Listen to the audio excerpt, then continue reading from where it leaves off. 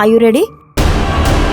नमस्कार, मैं रेणुका शाह ने क्राइम पेट्रोल सतर्क में आप सबका स्वागत करती हूँ। ना ही खुद को नुकसान पहुँचाना आसान होता है और ना ही खुद की जान लेना आसान होता है। फिर भी लोग खुद को नुकसान पहुँचाते ही हैं और आत्महत्याएं भी करते हैं। ऐसे लोग जो आत्महत्या करते हैं, उनके परिवार वाले, दोस्त और साथी हमेशा ऐसे सवालों से जूझते रहते हैं जिनके जवाब उन्हें कभी मिलते ही नहीं। वो अपनी सारी जिंदगी अपनों को लेकर एक अनिश्चितता के भंवर में फंसे रहते हैं। हर समय एक डर को महसूस करना, किसी अनहोनी के होने की आशंका से भरे रहना उनकी जिंदगी का हिस्सा बन जाता है। आत्महत्या केवल आत्महत्या करने वाले के लिए ही नहीं, बल्कि उससे जुड़े लोगों के लिए भी उतनी ही डरावनी और दर्दनाक होती है। इसके बावजूद इंसान इस रास्ते को अपनाता क्यों है? ऐसा है सूरज भाई, ये जितने टीवी सीरियल्स की शूटिंग, फिल्मों की शूटिंग मड आइलैंड में होती थी ना, मलाड के, वो सारी शिफ्ट होके नायगांव जा रही है। आप बस नायगांव में प्रॉपर्टी खरीद कर डाल दीजिए। ये कुछ प्रॉपर्टीज है नायगांव की, यहाँ इन्वेस्टमेंट करेंगे तो कोई प्रॉब्लम नहीं होगी। आप इशिता रियल एस्टेट पर पूरा भरोसा कर सकते हैं। और इशिता चीट फंड पे भरोसा करना है या नहीं आरती? बोलो। हार्दिक, तुम सूरज भाई को बाहर ले जाकर नायगांव की प्रॉपर्टीज की डिटेल्स दिखा दो। जी। धनिश्री जी, आइए हम बैठकर बात करें। मैं यहाँ बैठने नहीं आई हूँ, मुझे मेरे पैसे वापस चाहिए। 4 महीने हो गए आज करके आप भी तक मेरे पैसे नहीं दिए हैं। धनिश्री जी, आपको बताया ना मैंने, चिटफंड का पैसा फंस गया है। सिर्फ आपका ही नहीं, मेरे भी 20 लाख फंसे हुए हैं। बेवकूफ समझा है मुझे, जो ये पैसे डूबने की कहानी सुना रही हो मुझे। अगर पैसा फंस गया होता ना, तो ये तुम्हारा बिजनेस ऐसे नहीं चलता। आरती, मैं तुम्हारे सामने हाथ जोड़ती हूँ। मेरी बेटी का एडमिशन होने वाला है फैशन डिजाइनिंग में, और मेरे पास पैसे ही नहीं है। मैं बहुत प्रॉब्लम में हूँ, मुझे मेरे पैसे वापस दे दो। धनिश्री, आइए बैठ जाइए। मेरे पैसे, मेरी बेटी का एडमिशन। पानी पीजिए, शांत हो जाइए, एकदम शांत हो जाइए। देखिए धनिश्री जी, मैं सच कह रही हूँ, मेरा भरोसा कीजिए। मैं चाहती हूँ कि सिर्फ आपका नहीं, सबका पैसा निकले। बेटी के नाम पे चिटफंड खोला है मैंने, बेटी के नाम पे बेईमानी नहीं करूंगी।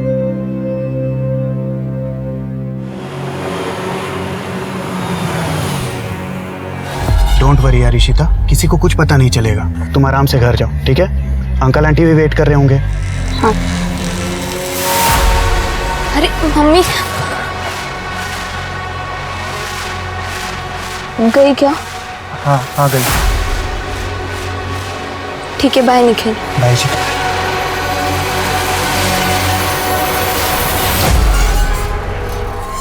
काय झालं ताई, गेली का ती? कस्टमर के सामने वो औरत ऑफिस में घुस आई, उल्टी सीधी बातें कर रही थी। रोक नहीं पाया तू उसे? किसने बिठा के रखा तुझे यहाँ पे? ताई, मैंने उन्हें रोकने की कोशिश की पर वो सीधा अंदर घुस गई। अक्खा दिन ये कान में घुसा के रखता है ना, दिखी नहीं होगी, रोकता कैसे? हार्दिक, तू अगर मेरा भाई नहीं होता ना, कब का भगा चुकी होती तुझे। सॉरी ताई। वाह, तो अब लोग घर तक आने लगे हैं पैसे मांगने। हाँ, ये सब चल रहा है यहाँ पर। विपुल, बिजनेस ऐसे ही चलता है, ऊंच नीच लगी रहती है। और घर कैसे चलता है ये भी बता दो। तुम्हारी बेटी इशिता कहाँ है, कुछ पता है तुम्हें? उसका फोन नहीं लग रहा है। पूना से आज सुबह निकलने वाली थी, रास्ते में होगी इसीलिए फोन नहीं बात लगा। हुई थी उससे? हाँ, सुबह से मैं काम में बिजी हूँ विपुल, कल रात बात हुई थी, तब बताया था उसे। 1 मिनट, तुम अपने काम में इतनी बिजी हो कि अपनी जवान बेटी के साथ बात करने का तुम्हारे पास टाइम नहीं है क्या? लो आ गई इशिता, खामखा परेशान होते रहते। और बेटा इशिता, कैसी रही नेहा के बहन की शादी? अच्छी थी, बहुत मजा आया। अच्छा बेटा, सुनो मेरा। पप्पा मम्मी सुनो ना, मैं बहुत थक गई हूँ, मुझे रेस्ट करना है, please excuse me.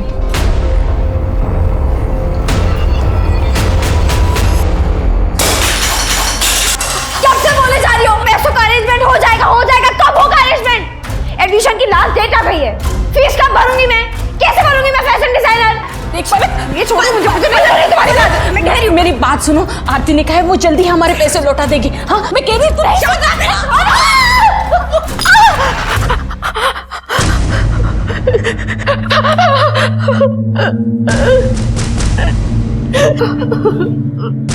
Sorry mummy, वो मैंने जानबूझ के नहीं किया।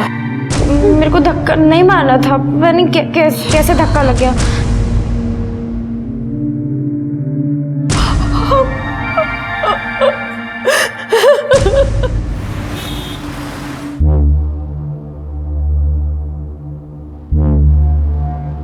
पापा, आपको ये सब करने की क्या जरूरत है?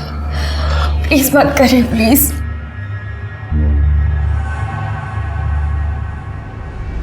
मेरा क्या है बेटा, बस तुम खुश रहो और मुझे क्या चाहिए, हाँ?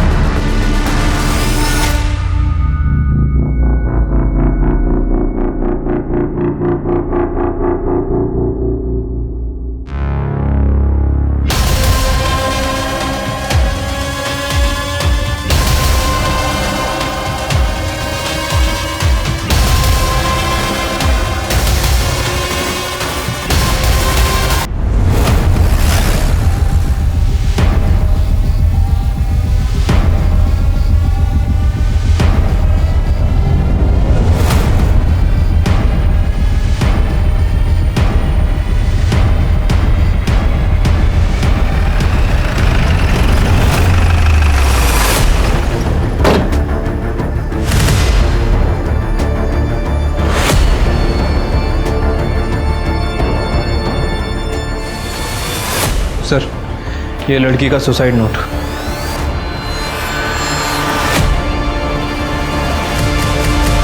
सुसाइड नोट में लिखा है कि मैं अपने पापा पर बोझ नहीं बनना चाहती, इसलिए अपनी मर्जी से सुसाइड कर रही हूँ। पुलिस किसी को परेशान ना करे। क्या प्रॉब्लम थी?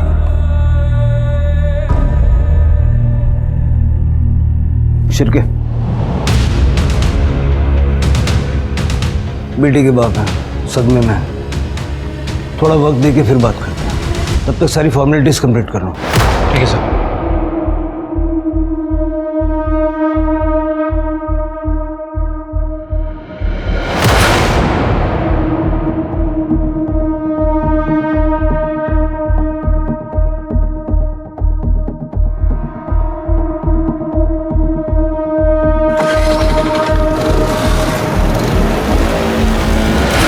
ये ऐसी हालत में कहाँ जा रहे हैं? तृप्ति, यहाँ की सिचुएशन संभालो। शिरके हेलो।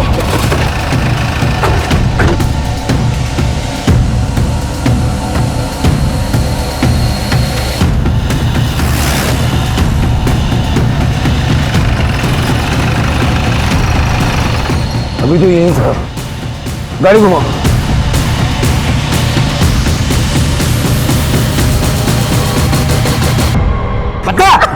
पता कहाँ है तेरी माँ? बोल बोल, पता कहाँ है तेरी माँ? बोल बोल आरती, कहाँ है तेरी माँ? बोल तेरी माँ, बोल। छोड़ूंगा नहीं तुझे। बेटा तुम ठीक हो?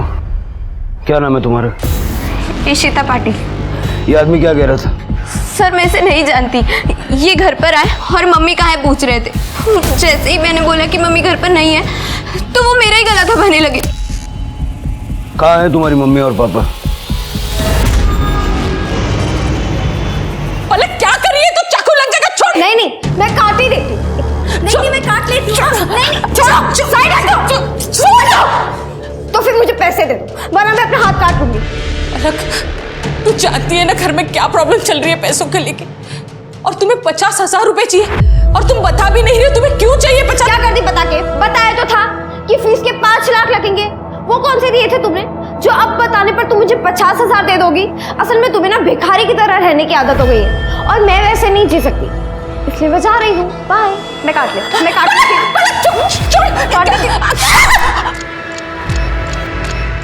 मैं और काटूंगी। क्या कर रही है?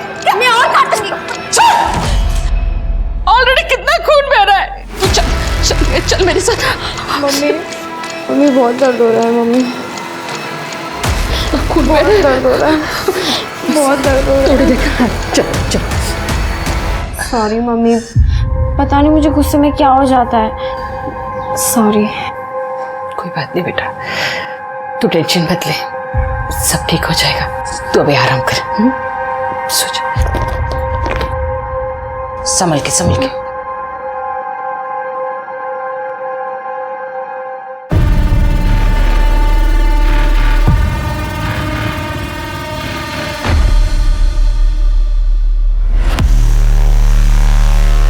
मैं उस लड़की को नहीं बल्कि उसकी माँ आरती को वहाँ मारने गया था सर। उसने मेरी बेटी सोनाली की जान ली है। कैसे? सोनाली की शादी फिक्स की थी मैंने अगले महीने, लेकिन शादी में खर्च करने के लिए 1 रुपया नहीं था मेरे पास। सारा पैसा मैंने उस आरती के चिट फंड में इन्वेस्ट कर दिया था। सोचा सही टाइम पर मैं निकाल लूँगा, लेकिन जब सही टाइम आया तो पैसा नहीं दे रही थी वो। देखिए हरि भाई, आप बिल्कुल चिंता मत कीजिए। जैसे ही चिटफंड के डूबे हुए पैसे वापस आएंगे, मैं सबसे पहले आपके 5 लाख रुपए लौटाऊंगी। इसलिए शादी के लिए मैंने अपना मकान बेचने का फैसला किया सर, लेकिन सोनाली नहीं चाहती थी कि उसके शादी के लिए मैं अपना घर बेच दूं। पापा, आपको ये सब करने की क्या जरूरत है? प्लीज मत करें, प्लीज। मुझे अपना घर बेचने से रोकने के लिए ही उसने खुदकुशी कर ली सर। हरी जी, आप संभालिए अपने आप। क्या सोनाली के होने वाले इन-लॉज दहेज के लिए आपके ऊपर प्रेशर बना रहे थे? देखिए हरी बाबू, हम दहेज के बहुत खिलाफ हैं। 1 पैसा दहेज का नहीं लेंगे हम आपसे, मगर शादी का आधा खर्चा तो आपको उठाना ही पड़ेगा। सर, सोनाली ने कहाँ लिखा हमारा नाम अपने सुसाइड लेटर में? आप लोगों ने हरी के ऊपर जो शादी का आधा खर्चा उठाने का प्रेशर बनाया, उससे सोनाली अपने पिता को बचाना चाहती थी और इसलिए सोनाली ने सुसाइड किया है।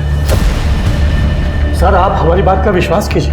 सर, हमें बिल्कुल पता नहीं था हरी की कंडीशन इतनी खराब है, और हमने इसको कोई फोर्स नहीं किया सर, एक्चुअली वो लड़की है ना सोनाली, जिसने सुसाइड किया है, वो 3 दिन पहले हमारे घर आई थी। अगर आज तुमने मेरे पापा के पैसे नहीं लौटाए ना, तो मैं पुलिस में रिपोर्ट करूंगी कि तुमने अपने पति से कहकर मेरा रेप करवाया। देखो, तुम दूर हटो। मैं रिपोर्ट कर दूंगी, मैं बोल रही हूँ। हाँ, रिपोर्ट करेगी ना तू? ये सब तमाशा यहाँ नहीं चलेगा। बुलाती पुलिस को। देख, बुलाऊंगी, रिपोर्ट करेगी। बुलाऊंगी। कल मैं देखती हूँ तुझे। देखती हूँ मैं। निकल यहाँ से मेरे पास से। बोल दूंगी मैं। निकल यहाँ से। ये क्या तमाशा चल रहा है आरती? उसके पैसे कहाँ हैं उनके? अब आप मत शुरू हो जाइए, मैं हैंडल कर रही हूँ ना। क्या खाक हैंडल कर रही हो तुम? वो लड़की मेरे ऊपर रेप का फर्जी केस डालने की बात कर रही थी। चिल्लाइए मत। आपसे ज्यादा ना मुझे टेंशन है इन सब के पैसों की, और मैं इंतजाम कर रही हूँ।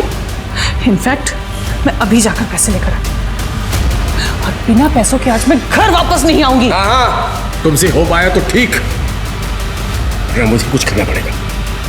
सर, उस दिन के बाद से आज तीसरा दिन है सर, आरती घर वापस नहीं आई है। तुम्हारी बीवी 3 दिन पहले पैसे लेने के लिए घर से निकली थी, अब तक वापस नहीं आई। किसके पास गई थी पैसे लेने? सर, वो तो नहीं पता मुझे, लेकिन मुझे लगता है सर, जिसने चीट फंड में पैसे डुबाए थे उसी से लेने गई होगी। हार्दिक, तुम्हें तो कुछ पता होगा, तुम तो उसके साथ काम करते थे ना? नहीं जीजा जी, एक्चुअली ताई ने मुझे इस बारे में कुछ नहीं बताया था। आरती 3 दिन से गायब है और आप लोगों ने उसे ढूंढने की कोशिश भी नहीं की। एक्चुअली ताई ने मुझे फ़ोन करके बताया था कि वो 2-3 दिन घर से बाहर रहेंगी, तब तक ऑफिस का काम मुझे संभालने को कहा था। इसलिए सर मैंने ध्यान नहीं दिया, क्योंकि पहले भी आरती काम के सिलसिले में बाहर आती जाती रहती थी। कहाँ जा रही थी ये नहीं बताया तुम्हारी ताई ने? नहीं मैडम। ऐसा तो नहीं है कि चिटफंड के पैसे तुमने गायब कर दिए, और जब सोनाली ने सुसाइड कर लिया तो घबरा के आरती के चले जाने की कहानी सुना रहे हो? अरे नहीं सर, कैसी बात कर रहे हैं सर? हम जो भी बता रहे हैं आपको सच बता रहे हैं सर। पुलिस को लग रहा है उस लड़की ने सुसाइड किया है, और उसी हिसाब से पुलिस इन्वेस्टिगेशन कर रही है। मर्डर के बारे में उनके पास कोई आइडिया नहीं है, समझ रहे हो? तो जैसा मैं बोल रहा हूँ ना, वैसा ही करो, ठीक है? हम बाद में फ़ोन करते हैं।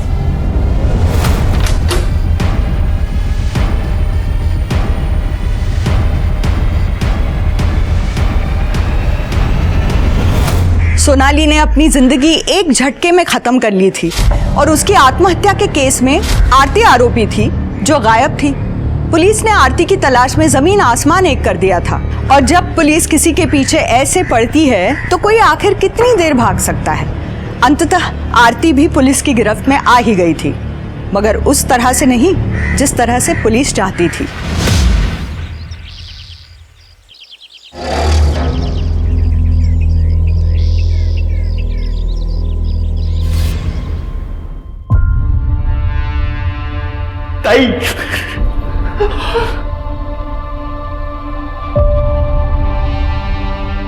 सर, जब से चिटफंड का मामला हुआ था तब से कुछ लोग परेशान कर रहे थे आरती को पैसों को लेकर। चिटफंड के बारे में तो हम पता लगाएंगे ही।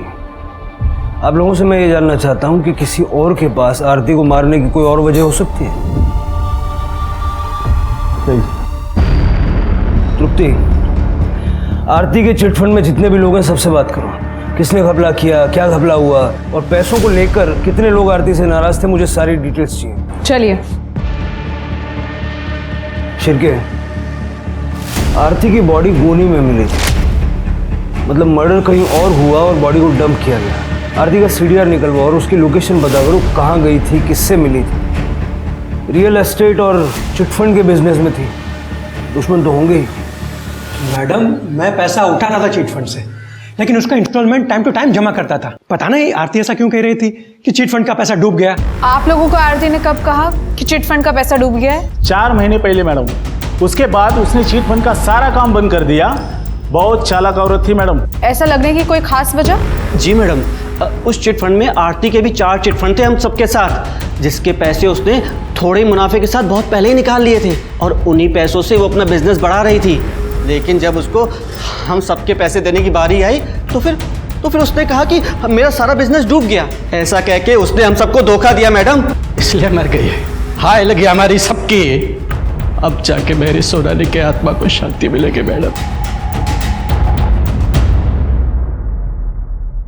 कमाल है, 20 में से 13 मेंबर के पैसे निकल जाने के बाद भी ईमानदारी से इंस्टॉलमेंट भर रहे थे। फिर आरती ने ऐसा क्यों कहा कि पैसे डूब गया? सब प्रोबेबली झूठ बोल रही थी, क्योंकि उसने खुद 30 लाख रुपए उठाए थे चिटफंड से, और जब खुद के पैसे निकल गए तो बंद कर दिया होगा चिटफंड। सारे मेंबर से बात हो गई? नहीं सर, एक लेडी है धनश्री, अब तक उससे बात करना बाकी है। उसे पुलिस स्टेशन भी बुलाया था, लेकिन वो आई नहीं। जल्दी से बात करो। सर आरती की पीएम रिपोर्ट आ गई सर। आरती की मौत 22 सितंबर को हुई थी, उसी दिन जिस दिन वो घर से पैसे लेकर निकली थी। मतलब सोनाली की सुसाइड करने से पहले ही आरती को मार दिया गया था। मौत कैसे? सर, डॉक्टर को आरती के गले पे शू प्रिंट मिला है, उसकी गर्दन टूट गई थी सर, इसी वजह से उसकी मौत हुई। कोई सेक्सुअल असॉल्ट? नो सर, वैसे मैंने आरती के सीडीआर भी चेक किया है। आरती का फ़ोन बंद होने से पहले बहुत बार ट्रैवल किया था। 1 बजे के आसपास उसके घर पे था, 1:30 बजे शिवाजी नगर में, और 2 बजे वापस अपने घर पे। आरती घर वापस आई थी?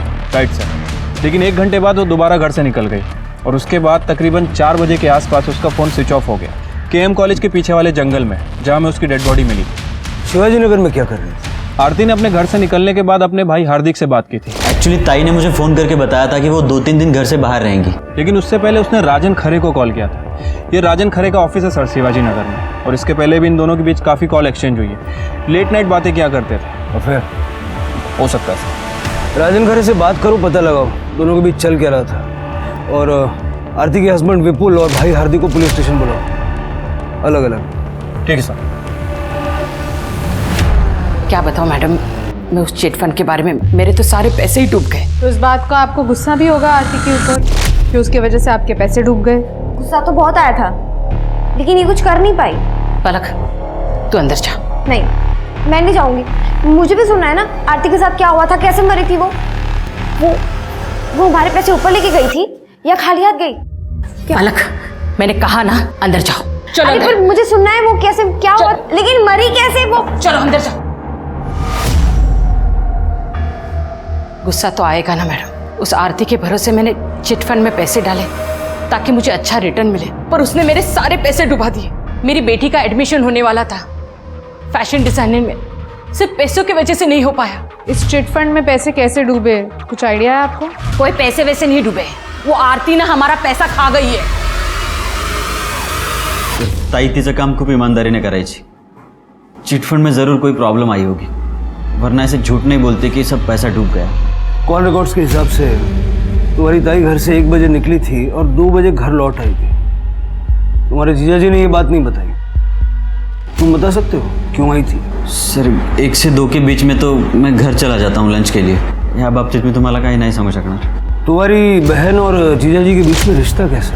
जहाँ तक मैं जानता हूँ सब ठीक ही था। 22 तारीख को घर से निकलने के बाद तुम्हारी ताई किसी राजन खरे को मिलने गई थी।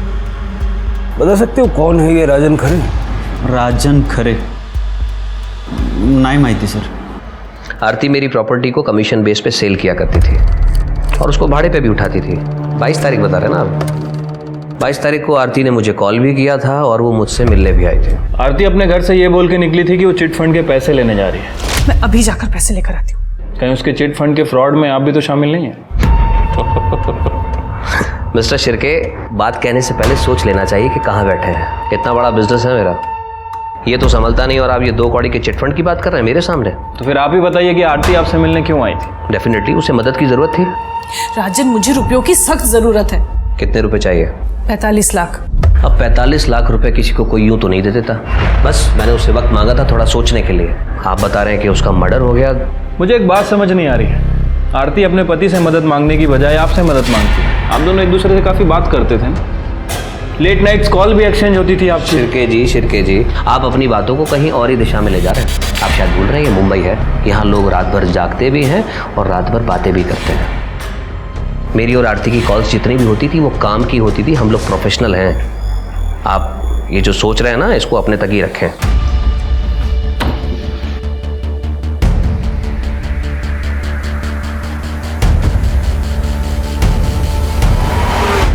सर आरती वापस घर कब आई थी, कब बाहर चली गई, मुझे कोई आइडिया नहीं है सर। मैं उस वक्त घर पे नहीं था, मैं ऑफिस चला गया था सर। आरती ने चिटफंड से 30 लाख रुपए निकाले थे। उस 30 लाख का क्या किया ये तो पता होगा आपको? मुझे नहीं पता सर, हो सकता है उसने अपने बिजनेस में लगाए हों 30 लाख रुपए। प्रॉपर्टी के ब्रोकर के काम में 30 लाख का इन्वेस्टमेंट ज़्यादा नहीं है? मैंने कहा ना आपको कि मैं ज़्यादा इंटरेस्ट नहीं लेता था आरती के बिजनेस में। बिजनेस में इंटरेस्ट नहीं लेते थे, लाइफ में तो लेते होंगे। आफ्टर ऑल बीवी है आपकी। राजन खरे कौन है? सर ज़्यादा डिटेल्स में तो नहीं पता, लेकिन आरती ने बताया था मुझे कि कोई बिल्डर है शायद। आरती कमीशन पर काम करती थी उसके साथ। काम ही करती थी ना, या कोई और बात? सर क्या कहना चाहते हैं आप? कैसी बात कर रहे हैं सर आप? हाँ 22 तारीख को आपसे झगड़ा करके जब आरती घर से निकली तो उसने सबसे पहला कॉल राजन खरे को किया था। शायद उससे मिलने भी गई थी। सर आप ये सवाल मुझसे क्यों पूछ रहे हैं सर? आप जाइए ना, पूछिए राजन से। आप किससे क्या पूछना है ये आप हमें मत बताइए। आपसे जितना पूछ रहा हूँ उसका जवाब दीजिए। क्या आपकी बीवी का राजन खरे के साथ अफेयर था? क्या आप ये जानते थे? सर आप जैसे सोच रहे हैं ना सर, आरती वैसी औरत नहीं थी।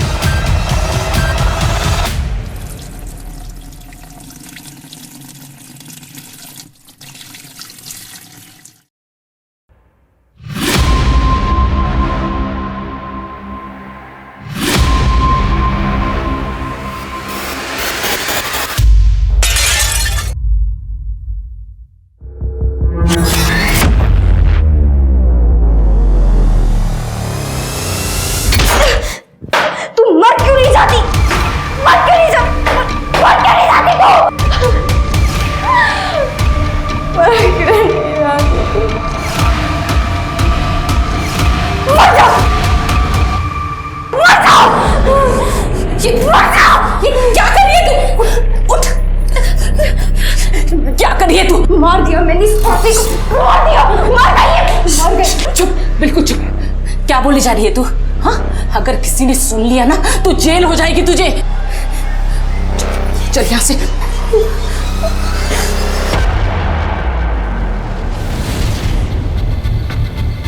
मैडम लड़ाई झगड़े का तो पता नहीं, लेकिन फैमिली के बीच कुछ तो हुआ था। आप डॉक्टर सुकुमार से क्यों नहीं बात करते? यही सोसाइटी में क्लिनिक है उनका और उन्हें सब पता होगा। सर 18 अगस्त की रात की बात है। विपुल आया था आरती को लेकर मेरे क्लिनिक पर। सर वो तो कहिए कि टाइम पर वो क्लिनिक आ गई थी तो उसकी जान बच गई, वरना मर जाती थी। इतनी सारी नींद की टैबलेट्स खाई हुई थी उसने। आरती ने सुसाइड अटेम्प्ट किया था। और क्या हो सकता है सर? आदमी कभी भी एक टैबलेट की जगह गलती से 2 टैबलेट खा लेगा, पर 20 टैबलेट तो नहीं खा सकता ना। विपुल राजन और चिटफंड दोनों के बारे में गोलमोल बातें कर रहा है, तो वो आरती के सुसाइड अटेम्प्ट के बारे में बताएगा नहीं। उससे बिना सबूत बात करना बेकार है। शिरके, विपुल के बारे में जितना पता कर सकते हो पता करो। Right sir. आरती की बेटी इशिता से बात करो, हो सकता है घर के अंदर की कोई बात पता चल जाए। सर। धनश्री से बात हुई तुम्हारी?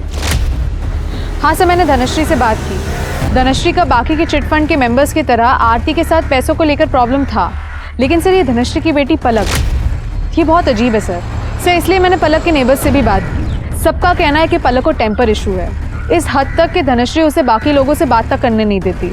और सर पलक का इस साल फैशन डिज़ाइनिंग में एडमिशन होना था, जो आरती की वजह से नहीं हो पाया, क्योंकि आरती ने धनश्री के फंड्स रिलीज ही नहीं किए थे। पलक का भी फॉलोअप करो और प्रायोरिटी पे इशिता से बात करो, लेकिन विपुल से छुपा के। सर।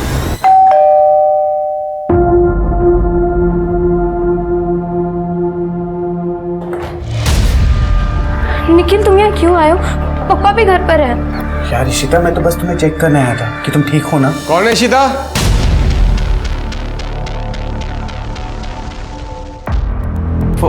हेलो अंकल, कैसे हैं आप? वो अंकल, मम्मी ने खाना भेजा था, बस वही देने आया था। ठीक है अंकल, मैं जा रहा हूँ। बाय इशिता।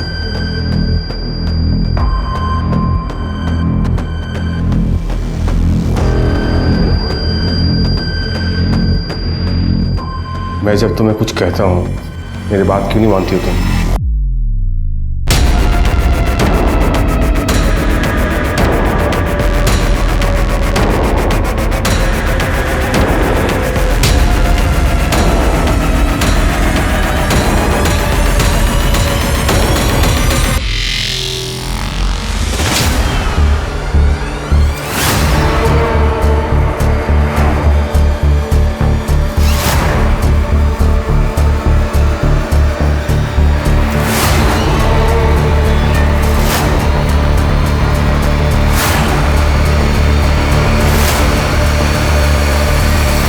कौन था वो लड़का?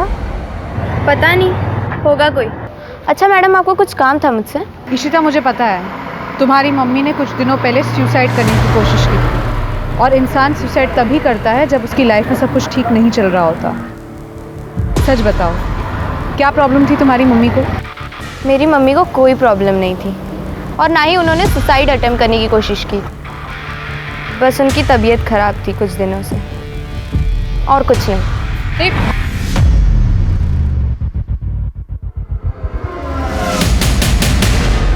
कहानी बहुत इंटरेस्टिंग सुनाई है तुमने, थोड़ी अजीब है। सर आपको इंटरेस्टिंग लग रही होगी, लेकिन मैं तो परेशान हो चुका हूँ सर। ये लड़की मेरे पीछे पड़ी है, कल तक बोल रही थी कि मर्डर कर दो, मर्डर कर दो।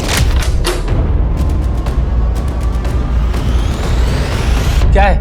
एक मर्डर करना है, और ये है उसकी फीस। अबे दिमाग से पैदल है क्या तू? चल निकल, चल।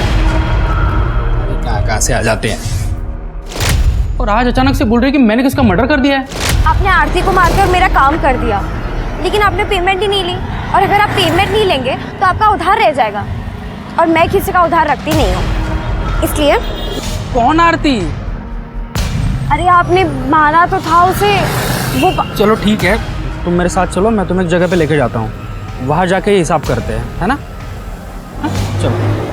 सर मैंने इंटरनेट पे चेक किया तो देखा वाकई एक आरती नाम की लेडी का मर्डर हो चुका था। तो मुझे लगा कि अगर ये ऐसी मेरे पीछे पड़ी रही ना तो एक दिन मुझे जेल भिजवा के ही मानेगी। तो सर मैं कैसे तैसे करके बहला फुसला के यहाँ तक उसको लेके आया। तो सर आप अभी देख लीजिएगा क्या करना है। कुछ ना कुछ तो किया होगा ना तुमने, ऐसे ही थोड़ी ना लड़की पीछे लग गई। अरे सर मैं एकदम सीधा साधा आदमी हूँ। मैंने खुद सुना था इसे फोन पे 2 लोगों की सुपारी लेते हुए, इसलिए मैं इसके पास आरती की सुपारी देने गई थी। तू शांत हो जा सर, इसकी बात पर विश्वास मत कीजिए, ये थोड़ी बीमार है। आप एक सेकंड चुप रहिए, क्या सुना था बेटा तुमने? अरे यार तू मेरी बात तो सुन पहले।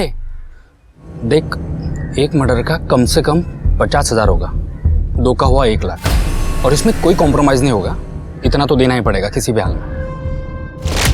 अरे सर मैं एक राइटर हूँ, क्राइम शोज लिखता हूँ, ऐसे ही किसी स्टोरी का डिस्कशन इसने सुना होगा सर, इसलिए, बाकी कुछ नहीं है। सर झूठ बोल रहा है ये, तू झूठ क्यों बोल रहा है? सर मैं अभी क्लियर करता हूँ। सर ये मेरा यूनियन कार्ड है, अगर आप चाहे तो यूनियन में फ़ोन करके पता कर सकते हैं। मम्मी ये लोग तो मेरा यकीन नहीं करे, पर तुम तो मानती हो ना।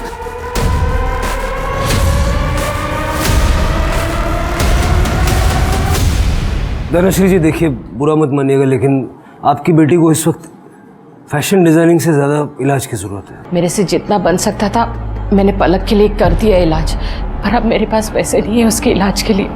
आप सिटी हॉस्पिटल में लेके जाइए पलक को, मैं वहाँ फ़ोन कर देता हूँ। इलाज भी अच्छा होगा और जो भी बिल होगा उसमें आपको राहत भी मिलेगी। ये मेरी तरफ से कुछ पैसे रख लीजिए। नहीं सर, ये मुझे नहीं चाहिए।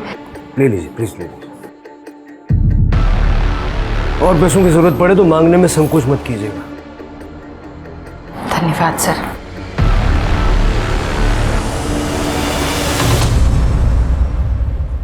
सर, विपुल के कॉल रिकॉर्ड्स मिल गए 22 सितंबर के। 22 सितंबर को दोपहर को 2 बजे विपुल अपने ऑफिस में नहीं बल्कि घर में था, और 4 बजे केएम कॉलेज के पीछे वाले जंगल में जहां आरती की डेड बॉडी फेंकी गई थी। सर मैं आपको कह रहा हूं, मैंने आरती को नहीं मारा सर। ये सबूत तो कुछ और ही कह रहे हैं। सर मैं आपको सब कुछ सच सच बताता हूँ सर। उस दिन जब मैं ऑफिस से घर लौटा तो मैंने देखा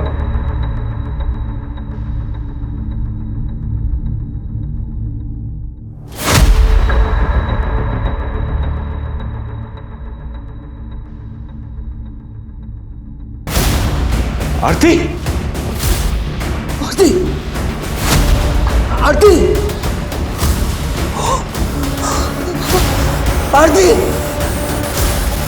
ओह माय गॉड।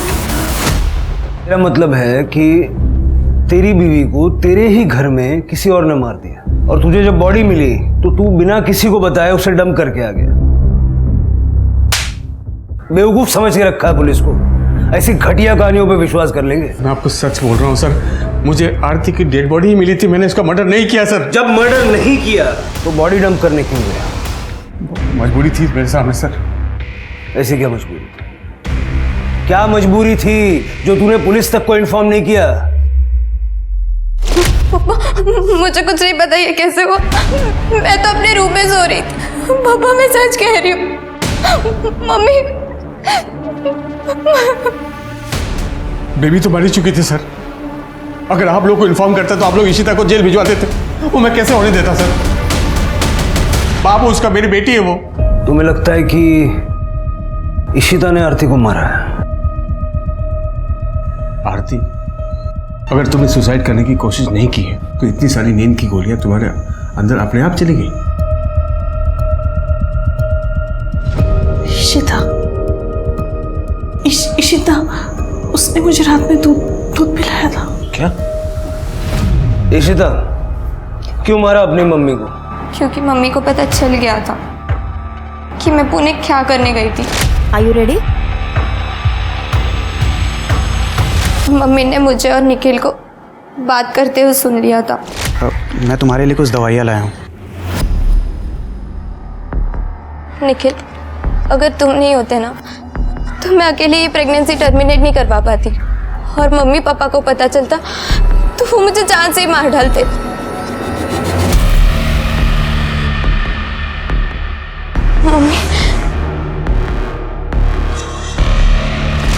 मम्मी ने तो मुझे बहुत मारा।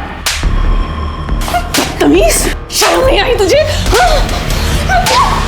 मगर पापा को उस बारे में कुछ नहीं बताया था, लेकिन मेरे मन में डर बैठ गया था कि वो पापा को कुछ बोल ना दे, इसलिए मैंने नींद की गोलियां देकर उन्हें मारने की कोशिश की, लेकिन वो बच गई। और फिर पापा को जाके सब कुछ बता दिया। फिर पापा ने बात सुनो अंकल आंटी बोलता है हमारे घर में आता जाता है, हमारी नाबालिग बच्ची के साथ ये किया तूने? चलो जेल भिजवाऊंगा तुझे मैं। निखिल की कोई गलती नहीं थी, वो बच्चा इसका नहीं था। इसने तो सिर्फ मेरी मदद की थी अबॉर्शन करवाने में। क्या बकवास कर रही है? किसका बच्चा था फिर वो? तनुज का। ये तनुज कौन है? मेरा बॉयफ्रेंड है, कॉलेज में साथ में ही पढ़ता है। जब तनुज को मेरे प्रेगनेंसी के बारे में पता चला तो वो बहुत घबरा गया था। तब निखिल ने ही मेरी मदद की थी। पुणे में अपने दोस्त के क्लिनिक में अबॉर्शन करवाया। अबॉर्शन हो गया, मम्मी को पता चल गया था, पापा को पता चल चुका था, जितना बुरा हो सकता था सब हो। तो क्यों मारा अपनी मम्मी को? सर मैंने नहीं मारा है अपनी मम्मी को, मैं तो उस दिन अपने कमरे में सो रही थी। मैंने पापा को भी बोला था कि मैंने अपनी मम्मी को नहीं मारा है, लेकिन इन्होंने ना सब कुछ मेरे ऊपर डाल दिया कि ये बच जाए। क्या बकवास कर रही है तू? मैंने तुझे बचाने के लिए सब कुछ किया, तू मुझे फंसा रही है तू। एक मिनट आप चुप रहिए। क्यों मारेंगे पापा मम्मी को? तुझे राजन से आशिकी करने से फुर्सत मिले तब तो अपने घर में देखेगी ना कि तेरे बेटी क्या कर रही है, क्या कर रही है। तभी एक ही इलाज है, तुम दोनों माँ बेटी को ना कहीं मार के फेंक देता हूँ मैं। तू और तेरी बेटी नाक कटवा रखी है मेरी, मार दूंगा मैं। तो राजन और आरती के अफेयर के बारे में तुम्हें पता था, फिर हमसे झूठ क्यों बोला? तो और क्या बोलता सर मैं आपको कि मेरी बीबी का अफेयर चल रहा किसी के साथ? अरे मेरा अफेयर नहीं चल रहा था उसके साथ, मैं पहले भी आपको बता चुका हूँ। मैं आप लोगों को राजन के बारे में कुछ भी बोलता ना सर, तो आप लोग डिटेल्स में घुस जाते और मैं फंस जाता, इसलिए मैं चुप रहा। लेकिन मैं अभी सच बोल रहा हूँ सर, मैंने आरती को नहीं मारा सर। मैं जब घर पहुंचा तो आरती मर चुकी थी सर।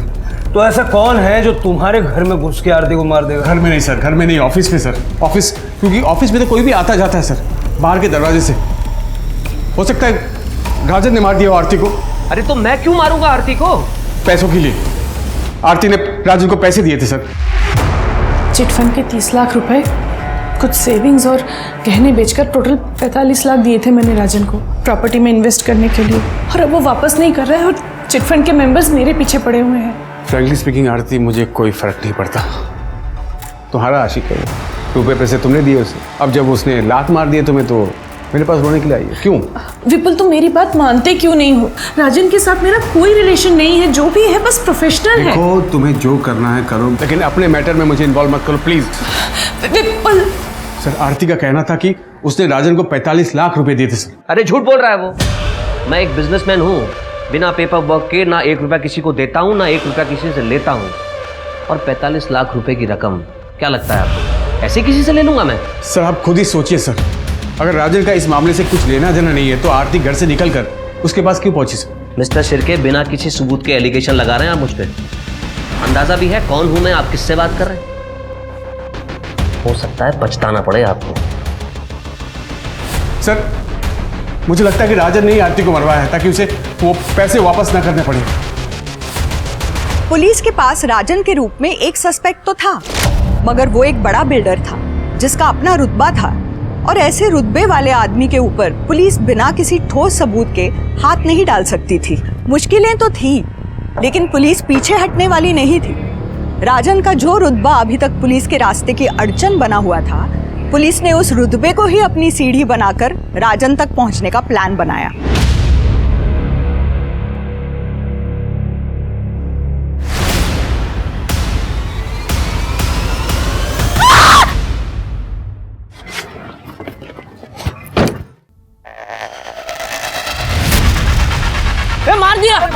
मार दिया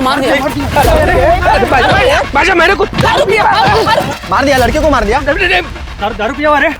पुलिस को बुला। ड्रंक ड्राइविंग कर रहे थे आप? हाँ, वो कल रात पार्टी में लिया था, वही आया होगा रिपोर्ट में। जो भी है, आपके ब्लड में अल्कोहल मिला है, सीसीटीवी में एक्सीडेंट रिकॉर्डेड है, केस तो बनेगा आपके खिलाफ, तगड़ा बनेगा। कम से कम 5 साल की सजा होगी। 5 साल? रुकिए, अपने लॉयर से बात करता हूँ। बैठ नीचे। क्या बदतमीजी है ये? क्या मैं अपने लॉयर से भी बात नहीं कर सकता? अपने लॉयर से अब कोर्ट में बात करना। क्या कह रहे थे ये? हम जानते नहीं है, हमें पता नहीं ये कौन है, पछताना पड़ेगा, यही कहा था ना सर? अरे सर, आप कहाँ ये पुरानी बातें दिल पर लेके बैठ गए? क्या सोचा तुमने? मेरे जूनियर को बोल दोगे, मैं सुन लूंगा। सिर के चार्जशीट बनाओ और डालो इसको अंदर। सर सॉरी सर, सॉरी बोल रहा हूँ मैं आपको, बड़ी वाली सॉरी बोल रहा हूँ। सॉरी प्लीज सर, प्लीज मुझे इस परेशानी से बचा लीजिए। देखिए, अगर आप मेरी हेल्प करेंगे तो मैं भी आपकी हेल्प करूंगा। आरती के दिए 45 लाख रुपए के बारे में मैं आपको सच बता दूंगा। तुम तो कह रहे थे कि आरती ने कोई पैसा तुम्हें दिया ही नहीं था। उसने मुझे 45 लाख रुपए दिए थे सर, और वो पैसा मैं उसको लौटाने भी वाला था। मार्केट डूब गया, सारा पैसा फंस गया सर। और दूसरी तरफ आरती डेस्परेट हो रही थी, और उस रात भी वो मुझसे पैसे ही मांगने आई थी। राजन, लोग मेरे पीछे पड़े हुए हैं रुपयों के लिए, और पिछले 3 महीने में एक पैसा नहीं लौटाया तुमने। तो मैं क्या करूं? मार्केट डाउन चल रहा है, जब मार्केट उठेगा तो मैं तुम्हारे सारे पैसे लौटा दूंगा। तुम चाहो तो मैं तुम्हें बढ़ाकर दे दूंगा। बढ़ाकर नहीं चाहिए मुझे, जो मेरे रुपए हैं मुझे वो लौटा दो बस। अरे तो कहां से लाऊं 45 लाख रुपए तुरंत? सॉरी, देखो आरती, 5-10 लाख रुपए की अगर तुम्हें जरूरत है तो मैं इंतजाम कर सकता हूं, अगर तुम्हें चाहिए तो। लेकिन उसके लिए तुम्हें थोड़ा रुकना होगा। ठीक है, लेकिन आज मुझे कम से कम 10 लाख रुपए चाहिए। और पैसों का इंतजाम करते करते किलर्स का इंतजाम कर दिया ताकि 1 रुपया देना ना पड़े। अरे पाटिल सर, मैंने उसे 10 लाख रुपए दिए थे। आप चाहें तो मेरे मैनेजर से पूछ लीजिए। जब तुमने आरती का मर्डर नहीं किया तो ये पैसे वाली बात हमें पहले क्यों नहीं बता दी? लालच में आ गया था सर। मुझे लगा मैं किसी को नहीं बताऊंगा तो वो 35 लाख रुपए मेरे हो जाएंगे। फिर वो 10 लाख रुपए कहाँ गए जो तुमने आरती को दिए थे? उसके घर में तो हमें कुछ भी नहीं मिला। सर उनसे पूछिए ना, आरती ने जिसे फोन करके बुलाया था, उन्हें पता होगा। किसको बुलाया? मुझे नहीं पता सर। आरती ने आखिरी कॉल किसे की थी? शिर्के, उठाओ उसे। कर दे। शिंदे मैडम ला हाथ पटवा। सर अब तो मैंने आपको सब सच सच बता दिया है, प्लीज मुझे इस केस से बाहर निकालिए। सर, आपने बुलाया था? सर ये तो वही औरत है जिसका एक्सीडेंट हुआ था मेरी कार से। सर ये तो जिंदा है। केस सॉल्व राजन जी, आप जा सकते।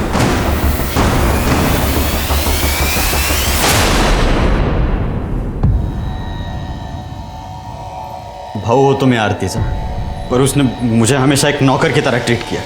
इसलिए उस दिन जब ताई का कॉल आया।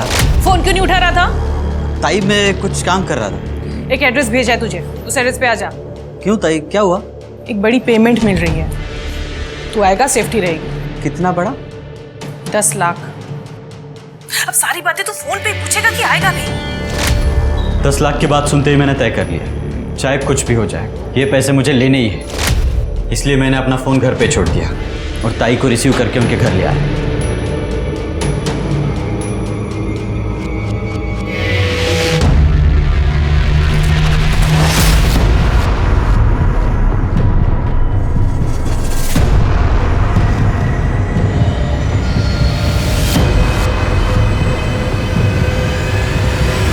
पैसों की लालच में इतना अंधा हो गया, सगी बहन को मार डाला। बहुत पुरानी कहावत है कि जिस डाल पर बैठो कभी उस डाल को नहीं काटना चाहिए।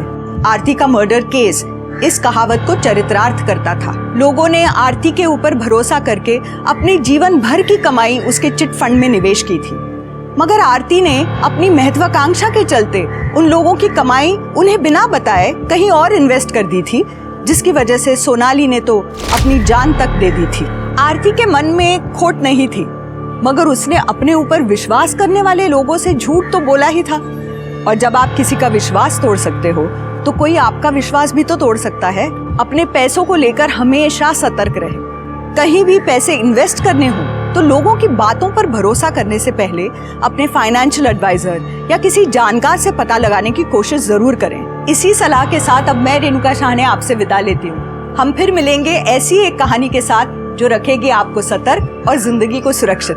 तब तक अपना और अपने परिवार का ख्याल रखिए और देखते रहिए क्राइम पेट्रोल सतर्क। जय हिंद।